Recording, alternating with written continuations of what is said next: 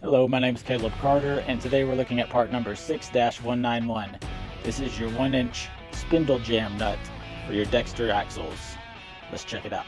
Alright, so this is your Spindle Jam Nut. You're commonly going to see these on Dexter Axles versus all the other brand axles that typically have a castle nut. Dexter uses the Spindle Jam Nuts that actually has the little cage that goes over this. Instead of using like a castle nut and cotter pin, that's what they use right here. Real standard. They use them on everything from their smallest of axles all the way up to like 8,000 pound axles.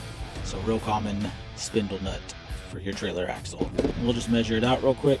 So the overall is going to be 1.7 inches outer diameter, 1.47 inches, and your inner is going to be 0.93 inches, and the thickness on it is going to be 0.43. And you can get these at trailerpartsunlimited.com or give us a call at 844-898-8687, or just stop by our distribution center here in Huntsville, Texas, and we'd love to help you out.